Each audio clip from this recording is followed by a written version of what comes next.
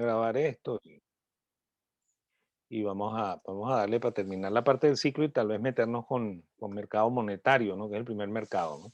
Ok, entonces, bueno, como habíamos comentado antes de que yo iniciara la grabación, ¿ok? El existe una relación inversa, ¿ok?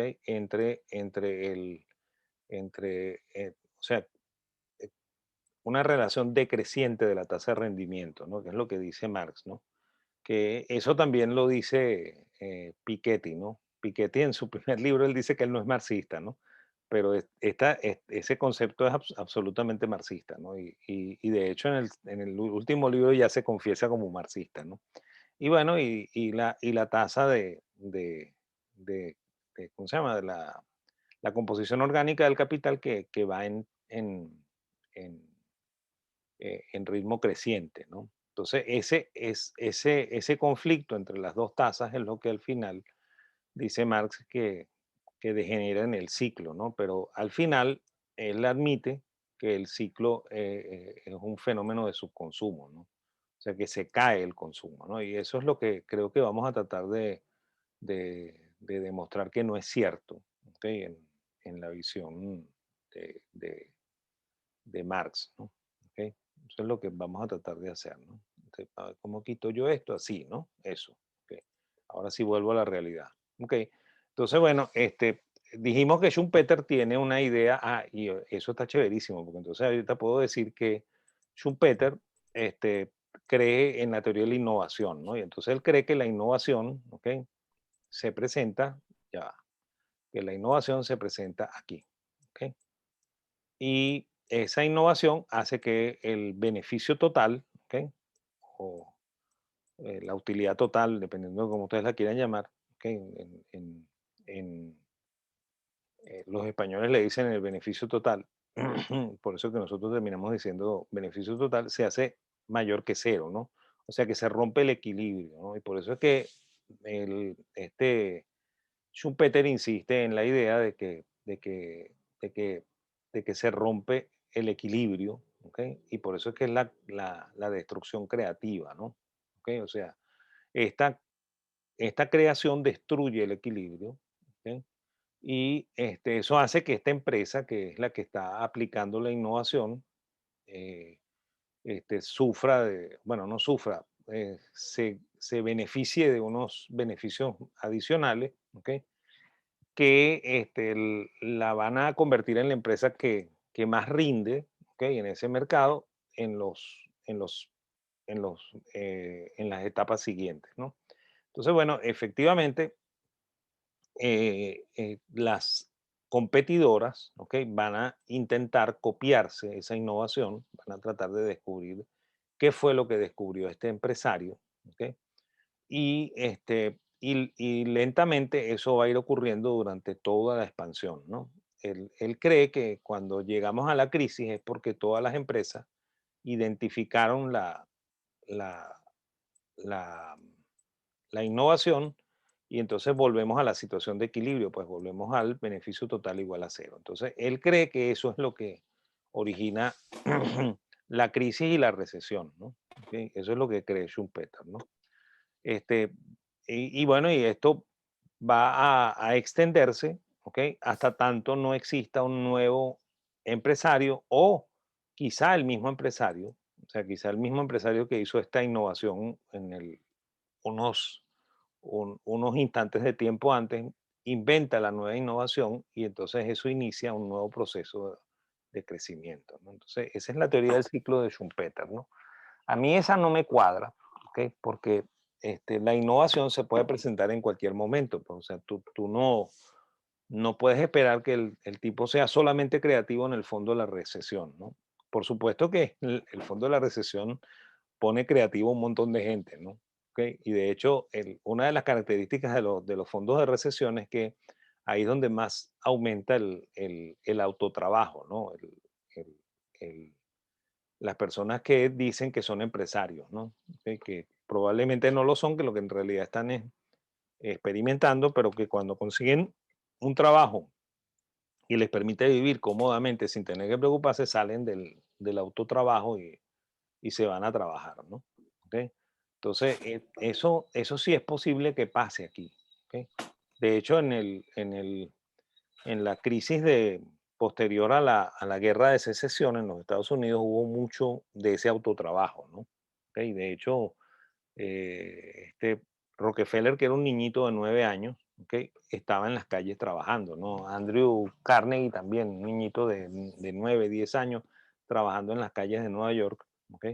O sea, cada uno de ellos era su propio empresario, pues, ¿ok? Y así miles de personas trabajando, ¿no? ¿Ok? Este, después, cuando se empieza a recuperar, algunos de ellos quedan como empresarios. Ese es el caso de Rockefeller, de Carnegie, ¿ok? Que aprenden, se contratan y después aprenden y se independizan y se convierten en empresarios. El, el, no todo el mundo se queda en esa función de empresario, ¿no? ¿Ok? Entonces, este, eh, yo dudo mucho de la teoría de Schumpeter por eso, ¿no? Pues, sin embargo, esto tiene mucho más sentido teóricamente, ¿no? O sea, esto es más una teoría económica de verdad que el modelo de Marx, ¿ok? Marx adolece de un problema muy serio de que su tesis no es económicamente viable, ¿ok? Es más, de hecho, no logra, eh, este, no logra convencer. ¿Ok? Y esa es la razón por la cual von Baberk, ¿ok? Que es el austríaco que le da palo, ¿ok? Vamos a escribir el nombre en el chat, ¿ok? Él escribió un libro que se llama eh, el- La crisis de la economía, la crisis del sistema marxiano, ¿ok? Así es como se tradujo al castellano eso, ¿no? ¿Ok? Bueno, al castellano y al inglés, ¿no? Eso primero se tradujo al inglés, ¿no? Entonces, Eugene von Bembaverk, que así es como se debería pronunciar los dos apellidos de von Baberk, Bembaverk, ¿ok? Este, él escribió ese libro y ahí él expone que la teoría no tiene argumentos lógicos, pues, ¿ok? Ese libro es devastador, ¿no? ¿Ok? Devastador para los marxistas, ¿no? De hecho, todavía los marxistas tratan de responder al libro, ¿no? Cada vez que alguno quiere declararse marxista, lo primero que hace es tratar de atacar las propuestas de von Baber, ¿no? Porque von Baber lo psiquitrilla, pues. ¿Ok? Y bueno, yo me imagino que a ustedes jamás en economía marxista y en marxismo contemporáneo jamás les van a nombrar a von Baber, ¿no? ¿Ok? Porque de verdad que es devastador, pues. Leer el libro es irse dando cuenta de que el sistema marciano en realidad no es un sistema científico, sino que es como yo digo, Baber no lo dice, ¿ok? Yo digo que eso es una religión, eso no es ciencia, ¿no? ¿Ok? Entonces, eh, precisamente ese es uno de los grandes problemas del sistema marxista, ¿no? Entonces, bueno, el otro que expone una teoría es Keynes, ¿no? Y Keynes dice que el ciclo está fundamentado en las fluctuaciones de la eficiencia marginal del capital, ¿no? Entonces, estábamos comentando un poco que Keynes no era economista, de verdad, ¿verdad? Keynes originalmente estudió matemáticas en Cambridge, ¿ok? De hecho, él estudió un solo semestre de teoría económica, que fue como la introducción a la teoría económica que él toma con Marshall y la toma a instancias del papá, ¿no? El papá, John Neville Keynes, sí era un economista, ¿ok? Y él eh, lo, lo instó a que estudiara con Marshall la introducción a la economía. Parece que, que Keynes no aprendió mucho de Marshall, ¿ok? Porque algunas cosas que él dice después en los libros van mostrando que él como que no tenía el mismo concepto marshalliano, ¿no? Incluso él escribe un- una introducción a un libro que ellos publican en Cambridge, ¿ok? Que recopila algunos de los artículos de Marshall. Nosotros vamos a hablar de él cuando estemos hablando de las rentas fijas, porque Marshall es el primero que expone el tema de la tasa real de interés, ¿no? Entonces, eh, Sin embargo, él en ese, en esa introducción al libro, él hace algunos comentarios chismosos acerca de la vida de Marshall y uno siente que aunque hay respeto, no hay mucho respeto al mismo tiempo, ¿no? Entonces, suena medio contradictorio, ¿no? Entonces, bueno, el Keynes sufre una evolución, ¿ok? O sea, el Keynes de los libros primero, que son libros históricos, ¿ok? No es el mismo Keynes de los libros económicos, pues. O sea, el que escribió la crisis del laissez-faire y el que escribió eh, el, las consecuencias económicas de la paz no es el mismo Keynes que después escribe el breve tratado de la reforma monetaria, el tratado del dinero y después la teoría general, ¿no? Y incluso los tres libros son bastante diferentes, ¿no? El único, la única cosa en común que tienen los tres libros supuestamente la ecuación de cambios de Marshall, que no es exactamente la ecuación de cambios de Marshall. ¿Ok? Por eso que les digo que parece que él no estuvo en la clase de verdad, ¿verdad? ¿Ok? Y, y bueno, y la idea de que hay que montar un banco central, ¿ok? Y la idea de que hay que hacer política, porque si no, no se puede salir de la recesión. ¿Ok? Lo tremendamente curioso es que han habido varias crisis, ¿no? ¿Ok? Si uno parte de la del 305, y la de 1300, y la de 1600 y tanto, y 1700 y tanto, y 1825, ¿ok? Incluso en el siglo XIX hay varias crisis, ¿no? De todas se salió sin política, ¿no? Entonces, él insiste en que la única manera de salir de la crisis es la política, ¿no? Y, y eso ha terminado ha terminado haciendo que la teoría keynesiana se convierta también en una suerte de religión, ¿no? Una suerte de gran fe en la cual los economistas decimos que es verdad todo lo que dice Keynes. ¿Ok? Entonces, a mí me preocupa porque eso ya no es científico, pues. ¿Ok? Por eso es que yo empecé a tener todas ¿cómo se llama? Estas controversias contra lo que me enseñaron, porque yo empecé a decir, coño, pero es que esto no es científico, pues. ¿Sí? Entonces, bueno, eh, el Keynes cree, ¿ok? Que, el, que ocurre en el camino, ¿ok? Una suerte de caída en los ingresos de las personas que les impide seguir comprando, ¿no? ¿Ok? Por eso es que la teoría insiste en que uno tiene que hacer gasto público para salir de la recesión. ¿Ok?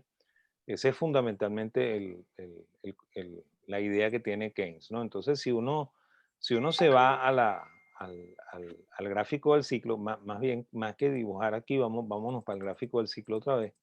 Si uno regresa al gráfico del ciclo y lo enfoca como un keynesiano, entonces el keynesiano cree que la única manera de salir de la recesión es que aquí ocurra una inyección de gasto público, ¿ok? Que aumente el consumo, ¿no?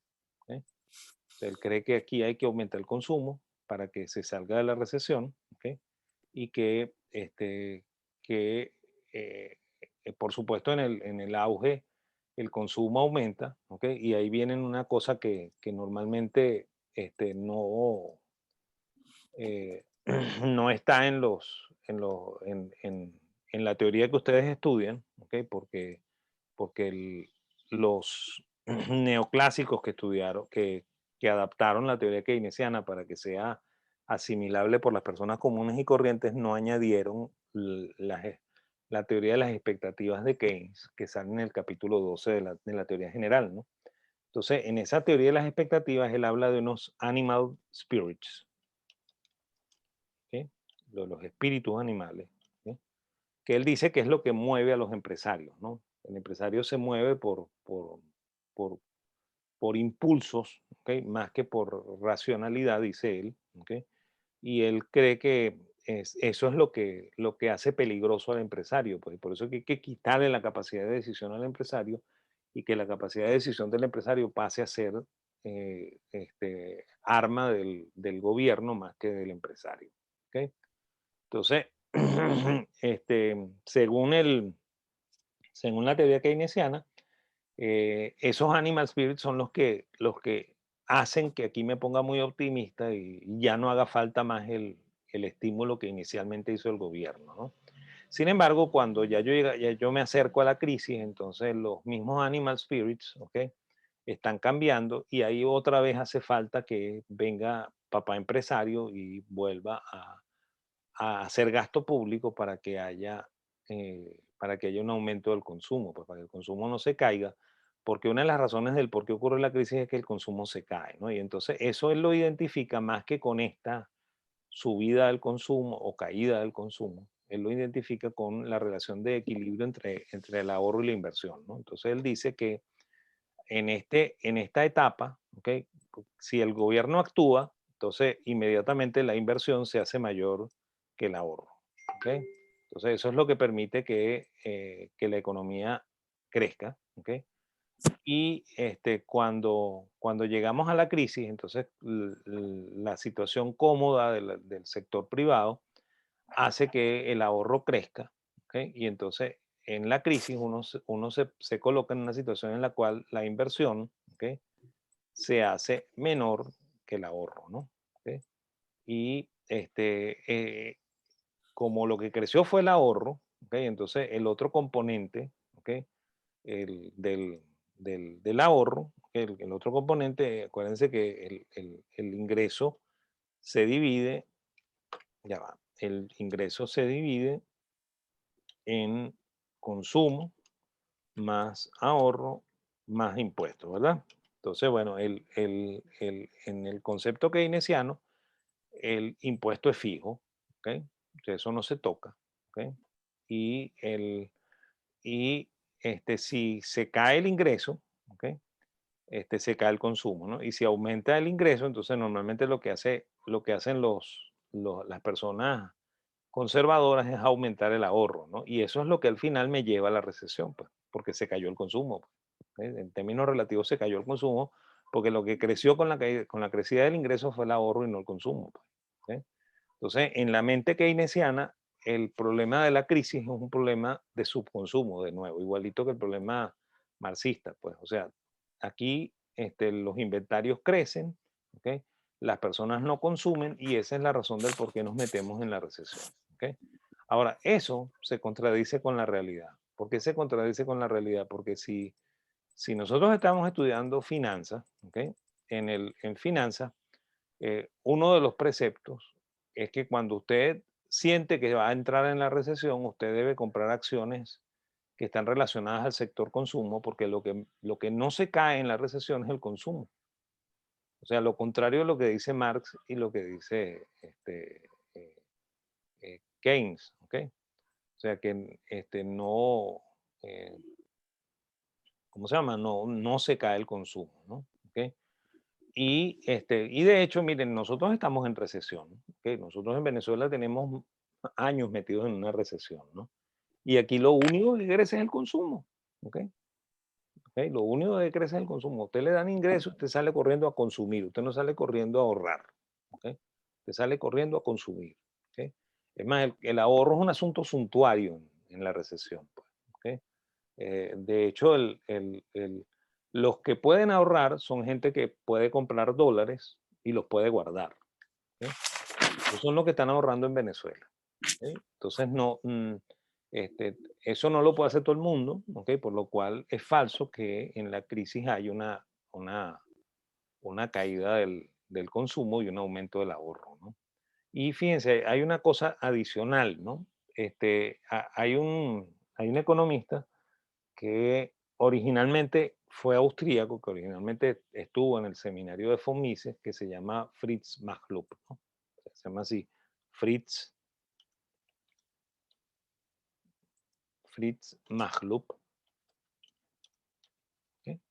Y él escribió un libro que se llama Crédito, Mercados y Ciclo. Creo que ese es el nombre del libro, ¿no? El libro no ha sido traducido al castellano, un libro bien interesante, ¿ok? Y ahí este, él toma un ejemplo que usa Keynes en la teoría general y demuestra que Keynes tomó datos parciales, ¿no? Él no tomó todos los datos para demostrar lo que él estaba diciendo, que era que la tasa de ahorro crece aquí.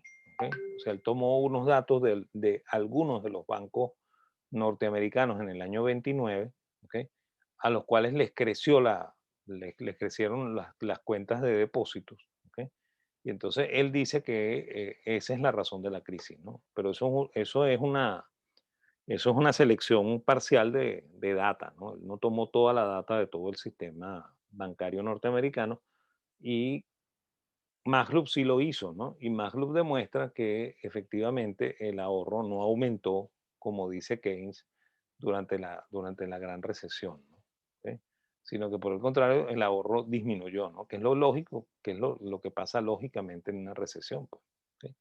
Entonces, bueno, por eso es que les comento que normalmente nosotros hemos terminado por ser cultores de una religión, no de una ciencia, ¿no? Porque nosotros aceptamos lo que dice Keynes sin chistar, ¿ok? Nos negamos a aceptar cualquier cosa que diga Keynes está equivocado, ¿ok? Decimos, coño, como que el profesor está diciendo tonterías, ¿ok? Y bueno, y lo mismo pasaba con los marxistas, pues los marxistas hacían lo mismo con Marx, ¿no? ¿Ok? Entonces, bueno, Keynes creía que luego de la crisis, ¿ok? Caía la propensión marginal al consumo y aumentaba la preferencia por la liquidez, provocando que los empresarios redujeran la inversión y con una tendencia a alargar el periodo crítico de la contracción, llevar hasta la depresión y a ese fenómeno lo llamó trampa de la liquidez, ¿no? Y además Keynes considera que en la depresión el desempleo no se reduce con la baja de salario, que es la solución piguviana, ¿no? La solución de Pigou, ¿ok? Y aquí viene otro de los grandes conflictos de Keynes, pues. Saben que cuando muere Marshall, ¿ok? Marshall tenía como alumno consentido a Pigou, ¿ok? A Arthur Cecil Pigou. Entonces, de hecho, cuando Marshall se va poniendo viejo, él lo nombra profesor en Cambridge y la idea es que él lo sustituya, ¿no? Y la idea inicial, cuando él ya se va a jubilar, es designar a Pigou como el sucesor de Marshall, ¿no? Y cuando eso pasa, ya Keynes tiene bastante poder en Cambridge y Keynes insiste en que Marshall, ¿cómo se llama? Que Pigou no es el hombre indicado para dar las clases que daba Marshall. Y entonces él designa a un economista que se llama Edward Kahn, ¿ok? Edward Kahn, ¿ok? Que forma parte de lo que los Kahn, ¿ok? Lo que los británicos llamaban el circo, ¿no? Ellos llamaban el circo a a todos los profesores de Cambridge que eran del grupito de Keynes, ¿ok? Se lo llamaban el circo. O sea, así era el nombre que le daban los ingleses al grupo de los economistas de Cambridge, ¿no?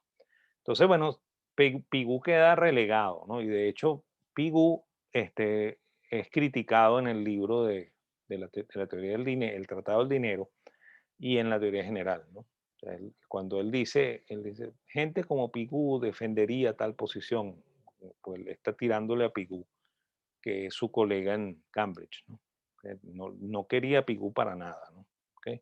Entonces, bueno, Pigou, esa es otra cosa que probablemente ya ustedes debieron haber visto macro, ¿no? Debieron haber visto quizá macro uno y macro 2, por lo cual ya debieron haber visto casi todo lo que es teoría keynesiana, ¿no?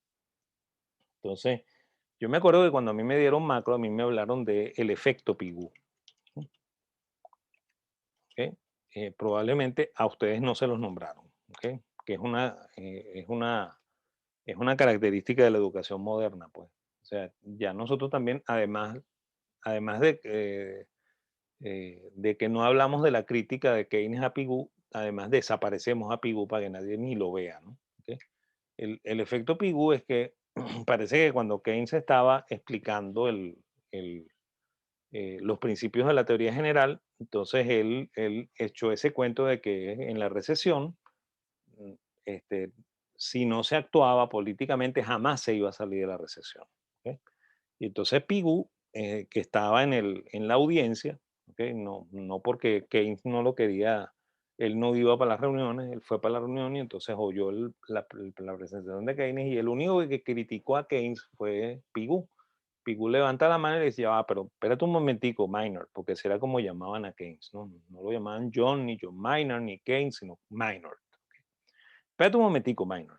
Este, resulta que históricamente, ¿ok? Lo que ha ocurrido es que cuando estamos en el fondo de la recesión, entonces se caen los salarios reales, ¿ok? Perdón, suben los salarios reales porque los precios se caen, ¿ok? Y entonces eso recupera el poder de compra de la gente y la gente comienza a comprar, ¿no? Y eso es lo que hace que salgamos de la recesión. ¿Ok? Y entonces Keynes, ante la manifestación del efecto Pigou, que es eso, ¿ok?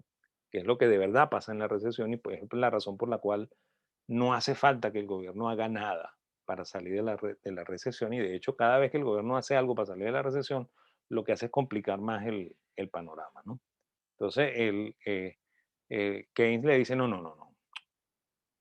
Eso se cumplía antes con la teoría clásica. Eso ya no se cumple, ¿ok? Porque ya nosotros salimos del- de la creencia en la teoría clásica. La gente ya no cree en eso y eso no funciona.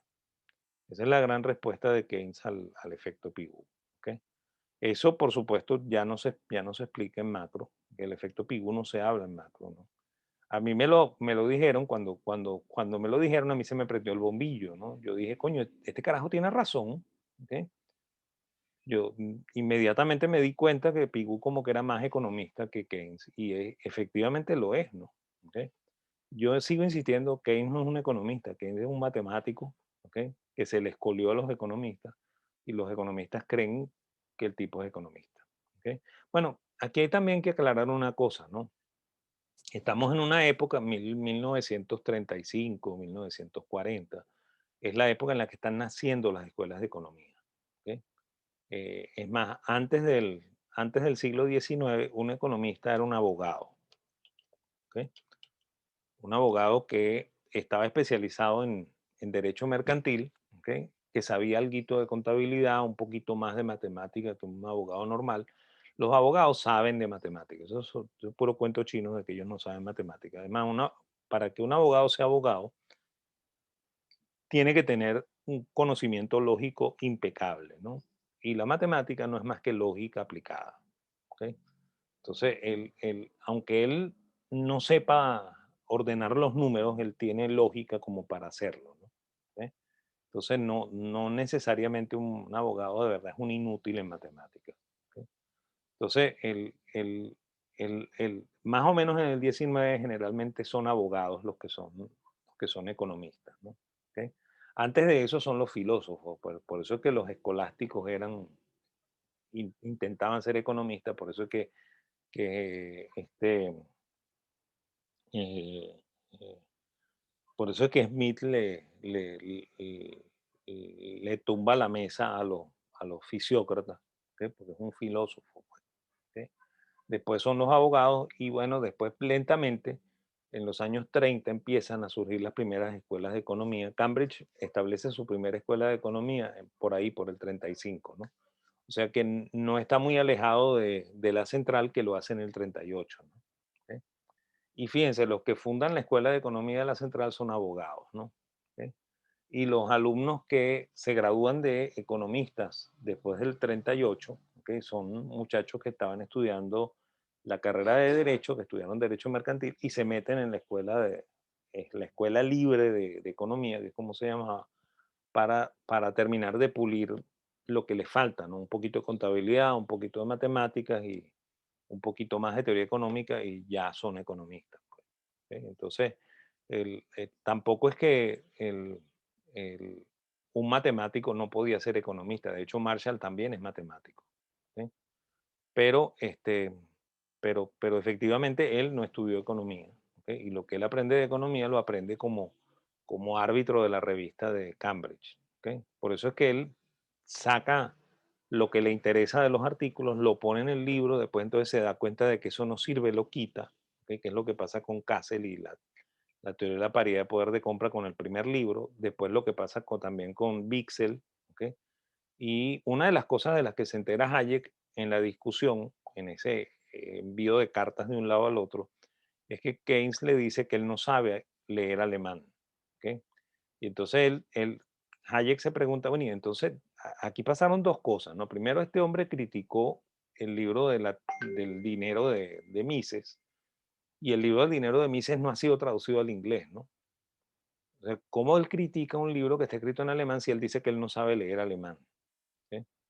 Y después, cómo él tomó una teoría que es la teoría de Wicksell, que está escrita en alemán, ¿ok?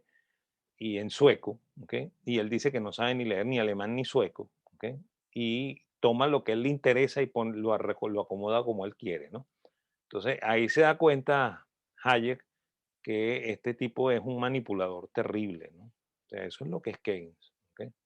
Y bueno, y Hayek no fue demasiado inocente, pues Hayek se dejó engatusar por Keynes y no le pegó el mordisco que debió haberle puesto, ¿no? Pero bueno, así es la vida, ¿no? ¿Ok? Entonces, bueno, Keynes, bueno, esto está a punto de terminar. Vamos a esperar que termine y arrancamos con el segundo video.